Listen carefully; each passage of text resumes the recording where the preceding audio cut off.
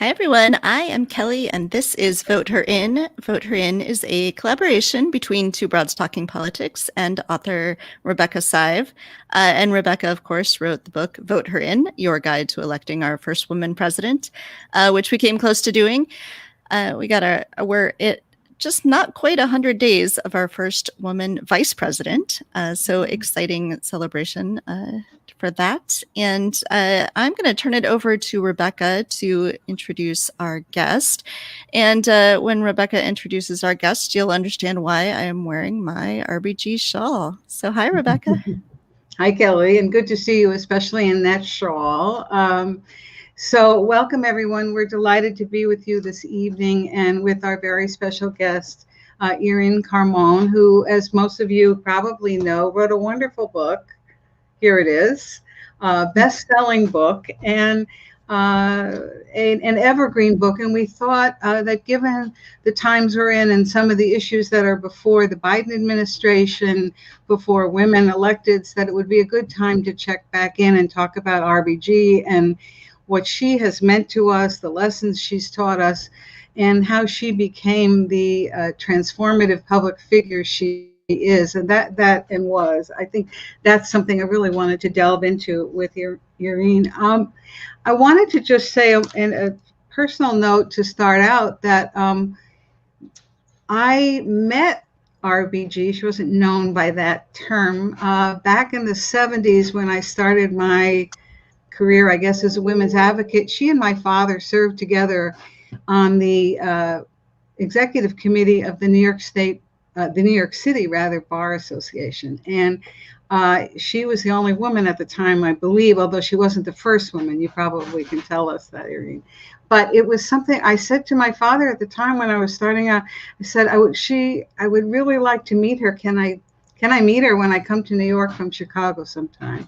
And I did. And of course, it was thrilling. I don't believe that I met her again, but she is, along with some of the other women we've talked about on this show, one of my heroes, as she is for so many. So welcome. We're really glad you're here, Irin. And if you would start out by sort of sharing with us your notion of how RBG came to be who she is, because of course there were other women lawyers at the time, not many. There were other ambitious women lawyers, but she created a path for herself. She did indeed. Yes, she absolutely did create a path for herself that was singular. So, I often wonder what makes anybody someone who's able to overcome the kind of adversity that she did. You could take a look at somebody's life and say she lost her mother at a young age. She almost lost her young husband to cancer. She was forced to stay up all night to take care of her family. She was a mother in law school. Nobody would give her a job because she was a woman, she was a mother, and she was a Jew. The same set of facts would have been completely justified in holding somebody back. But with her, they seem to give her kind of special steel. And I think ultimately she was a very rational person. In the beginning of her life, she did not question the way that things were, except kind of silently in her head. But when the women's rights movement re-blossomed, in her case, it's sort of encapsulated in the late 1960s, early 1970s, and her students and some of the lawyers at the ACLU were questioning the precedent that had held women back. I think her radicalization happened, where she really looked at the fact of her own life and understood that when she'd been fired from her job for being pregnant, when she'd had to hide her second pregnancy because she feared the same thing happening again, when she'd been told, we can't possibly pay you what we pay a man because your husband makes a good salary, all of these kinds of slights that she had endured quietly, the fact that she'd been an excellent student, the top of her class at Harvard and Columbia Law School, one of only 9 women, still couldn't get a job. None of that became a kind of political ideology for her until she understood her own experience in the context of the law. And she understood that for more than a century, the Supreme Court had enshrined gender discrimination as part of the US Constitution, had said that it was a favor, I think it just really offended her sense of rationality. I mean, this is somebody who truly loved the law, and she thought it was arbitrary and diminishing of individual humanity to say that the law could dictate what it meant to be a woman and also dictate what it means to be a man. And so I think she really saw that as both an intellectual and a humanitarian challenge. And somehow she had a brilliant mind, but we know that that's not enough. She had a fierce determination that I think her early life had really instilled in her. And that combination, combined with, she often gave credit to the fact that people like Polly Murray and Dorothy Kenyon had laid the groundwork with the activism and the ideas that they had begun long before her. And her students, those questioning, rude baby boomers who showed up in her classroom, were the ones that forced her to actually question. So I think it was a combination of who she was, and she always said that it was about the time that she lived in.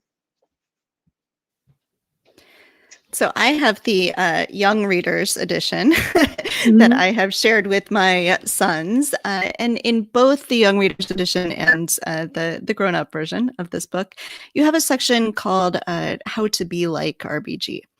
And can you talk a little bit about why you and your co-author wanted to include something about how to be like RBG, and what the qualities that you think that we can all sort of bring into our own lives, and how that helps us as women activists? I mean, in so many ways, she was extraordinary. And I think it feels almost impossible to imagine living a life the way she did. I mean, she barely slept.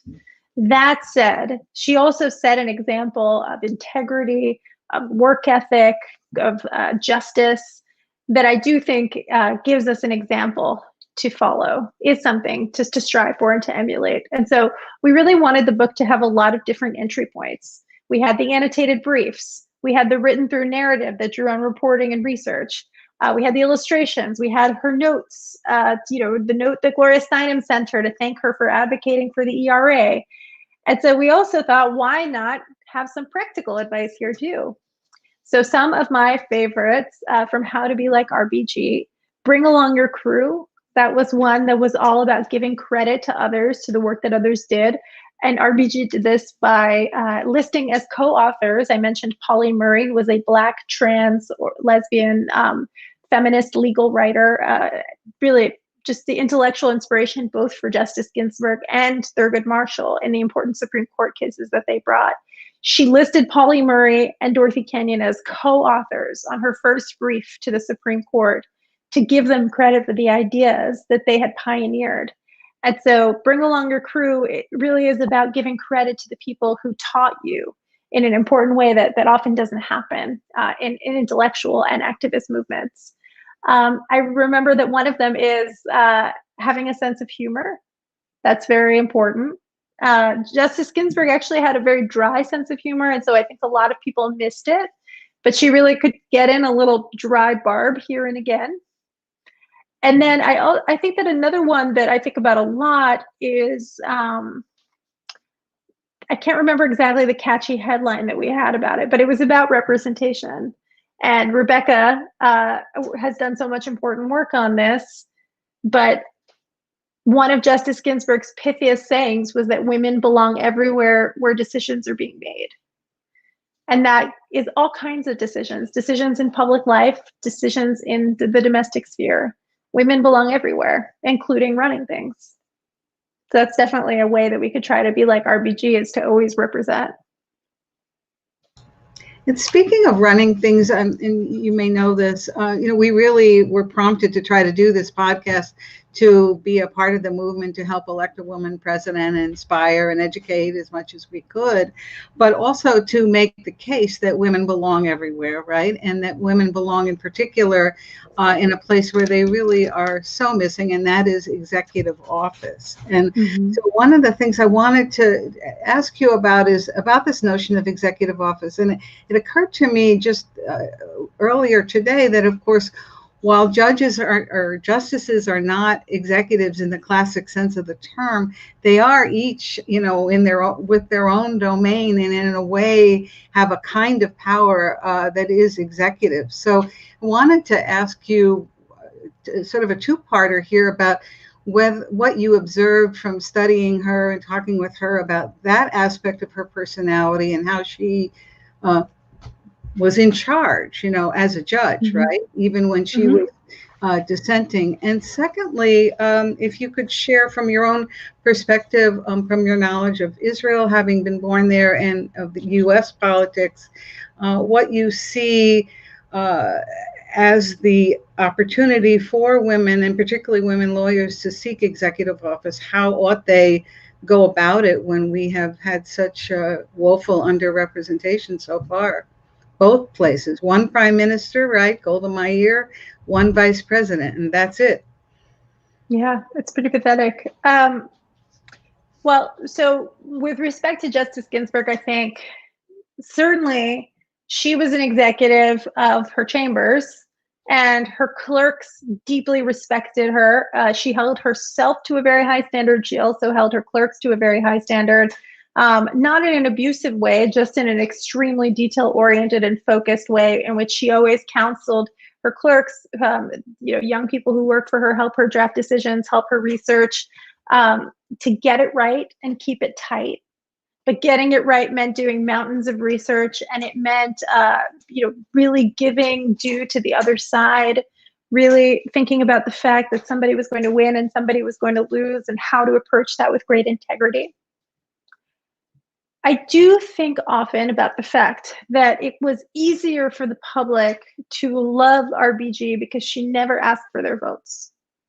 And there's a difference, right, between having Bill Clinton eventually, and by the way, it took him a while to get there, but Bill Clinton eventually give you the nod, literally in the rose garden, handed her the rose in effect, but she never asked the public, choose me. And my friend and colleague Rebecca Traister has often pointed out how people are much more likely to respect and admire women when we don't perceive them as seeking power.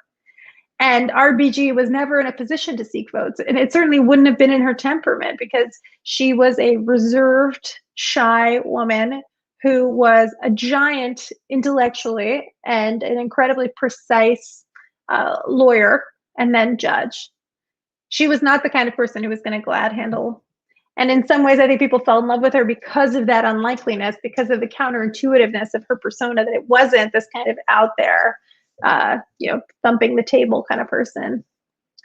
But as to why so many countries have a piss poor record on women's leadership, I mean, your guess is as good as mine. Again, I think it gets to the same dynamic where we have had baby steps, right? I mean, the representation in Congress and the sheer diversity of it is something that hardens me. People like AOC modeling a different kind of political leadership that has far fewer compromises than we've seen. And I think she really does a lot of really exceptional things with the way she communicates with the public in particular. But even AOC, the moment that she was perceived to be a barrier to, one facet or another of the left agenda, some people on the left turned on her. And so, I certainly don't need to tell you two the penalty that comes when you really do exercise that kind of authority and you dare to do so as a woman. It's one thing to be the one who is, holding down the fort for the man. But when you yourself are the one asserting that power, you are suddenly the threatening bitch. I really hope that we overcome that. I hope that by the time my daughter can vote, this will be an archaic conversation, in the same way that, the precedents that RBG helped swoop away sound ridiculous to us now. Women couldn't tend bar, women could barely serve on juries.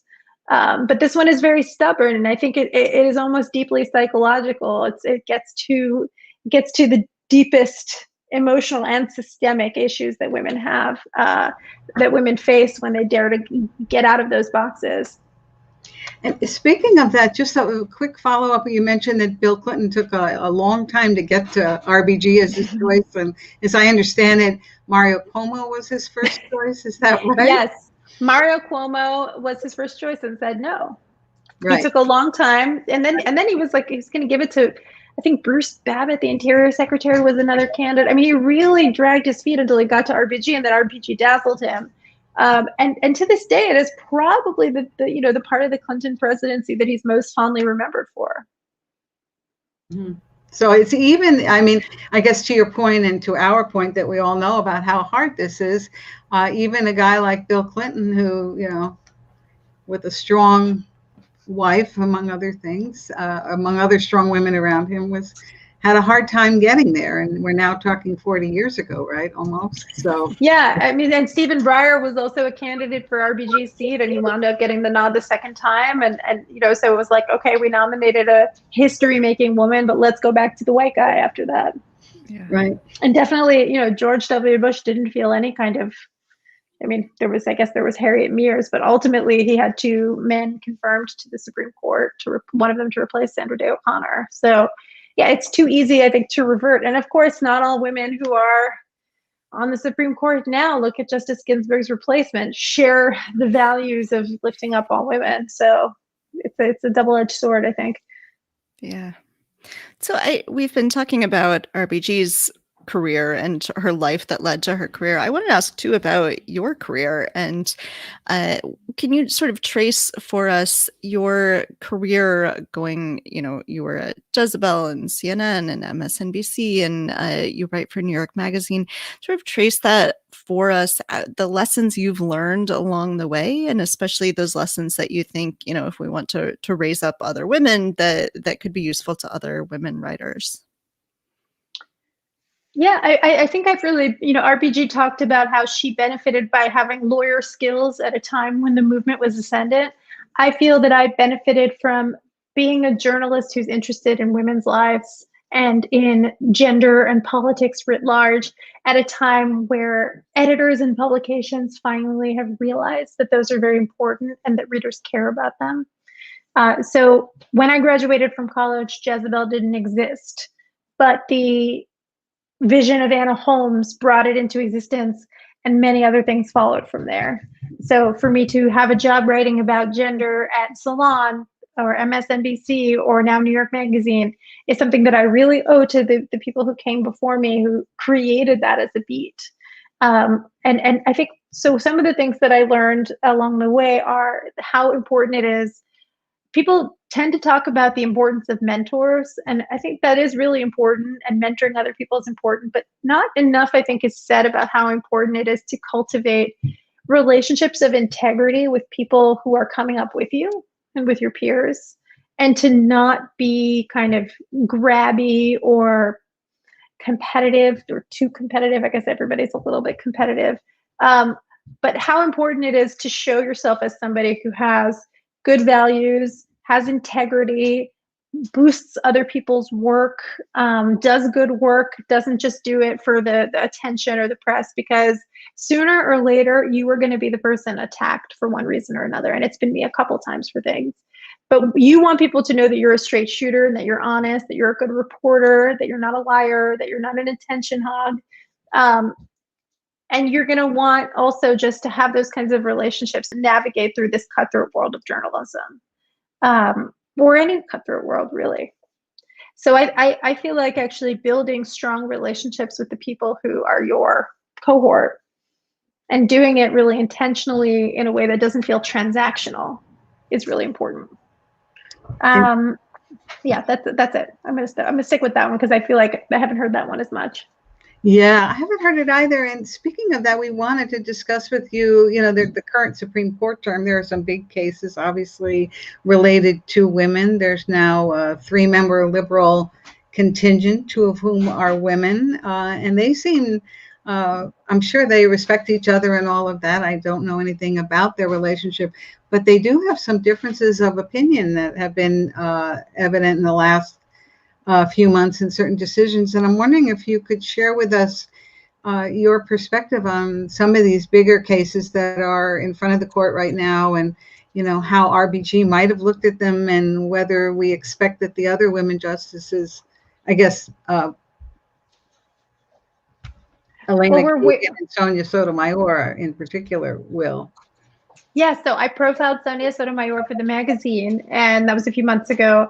And one of the things that I observed is that even though she has long been a brilliant dissenter in her own right, she's really stepped up her game since RBG's death, kind of taking on that dissenting mantle even more than she was before. But she's very much doing it in her own way. She has, particular passions about unfairness in the criminal justice system. She speaks and writes very eloquently about race. And, she was herself a prosecutor. And I think that actually gives her a unique perspective on how the system often doesn't work. That was not RBG's background. Until recently, RBG had kind of tended to keep to herself or to Breyer the abortion dissents or opinions. And we hadn't heard so much from Justice Sotomayor writing separately about abortion rights, even though she always voted in favor of reproductive freedom, whether it was abortion or contraception or anything else. But after RBG's death, there was, what's known as the shadow docket, one of these opinions that one of these cases that come up not through the normal process of the Supreme Court, where there is an oral argument, there aren't briefs. It comes up through kind of an emergency motion, and we don't even really know who votes unless they tell us who votes what way.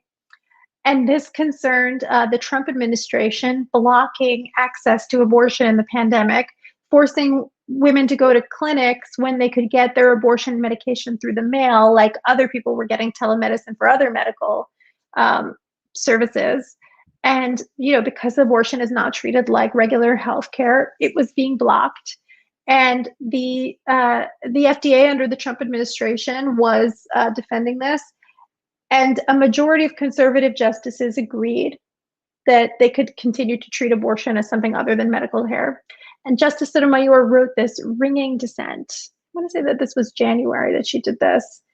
And she quoted from Justice Ginsburg's opinions on abortion. And she also cited sources that RBG really would have cited. She also made a really strong intersectional case about how the coronavirus had disproportionately affected women of color and how these same women would be disproportionately affected by these abortion restrictions. So this kind of this doubling effect of oppression. And so I really felt like in that moment, she was kind of tipping her hat to RBG's memory. Now, the good news is that the Biden administration has reversed this regulation, and now telemedicine will be more of an option for women seeking abortions and other people seeking abortions. The bad news is that Sotomayor and Kagan and Breyer, if he stays on the court, are going to be dissenting on a lot of cases, including ones related to women's health, for a really long time. And they're just really, whether it's this term or the next term, unless there is a dramatic surprise in the composition of the US Supreme Court, unfortunately, a 6-3 court is not one that is going to be friendly to RBG's values. And it's one of the great tragedies of her life and her death. Ultimately, the biggest change on the Supreme Court was when Kennedy retired, because he would have been sympathetic on certain issues, at least. I think that was the end of it. But to then have the math be even more uncompromising, such that we're no longer even relying on John Roberts to throw us a bone the way he did in the last abortion case, it's pretty grim. It's pretty grim. And we are, of course, now waiting to see if Breyer retires and makes way for the first Black woman justice.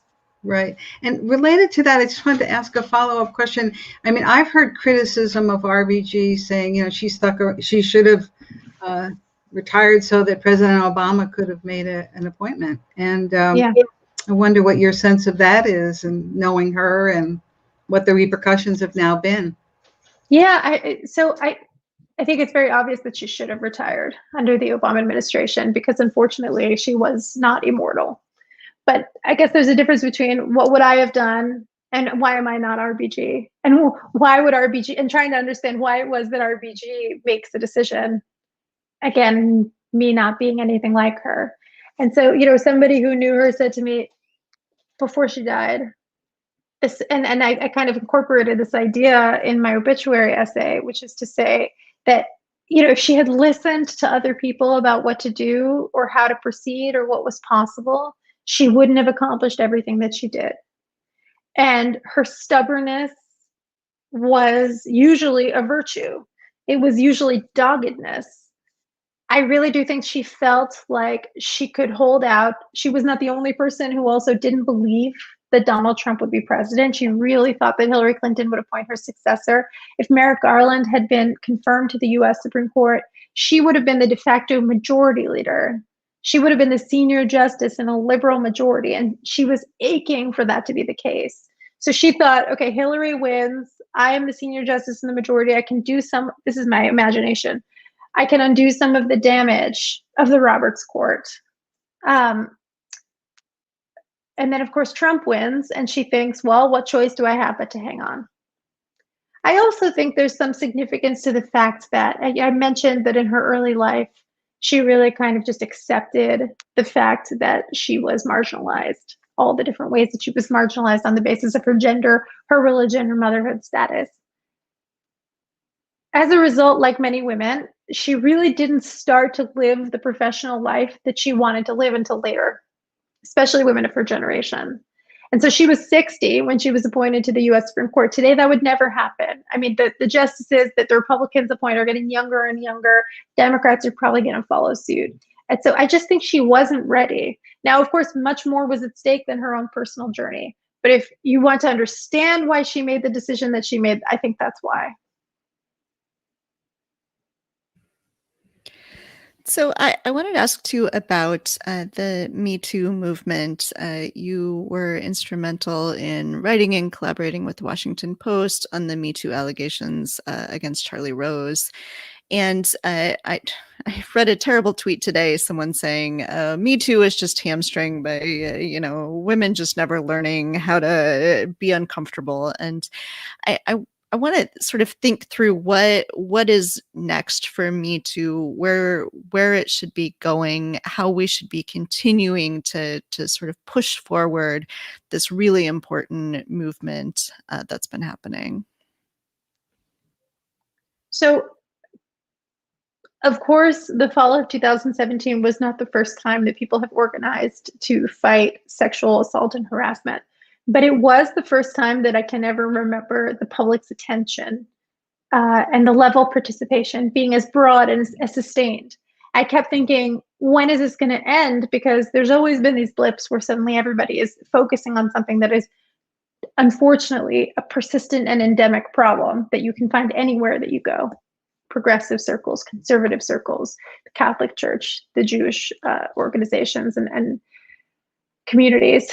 But to have that level of attention for as long as we did, and there's a lot of theories as to why, was something that I'd never seen before. And it made possible for me to do some reporting that I'd been trying to do for 7 years, specifically this Charlie Rose story, because suddenly that meant people were open to speaking. Not every story has been told. We heard a lot of stories, but I'm reporting a story right now that has partially been broken open, but there's still a lot more to tell. People have started to get the vocabulary from Me Too to understand what happened to them. I speak to people all the time who they chose to report only in the last couple of years because they suddenly understood that what they'd understood to be vaguely bad, but they blamed themselves, or they didn't think that it was worth doing anything about, they can now see differently.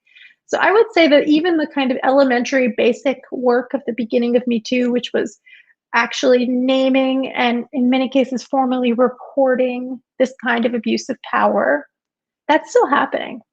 That definitely is not over. What's different is that there's a lot more fatigue. There isn't that sustained attention. A lot of people think it's over.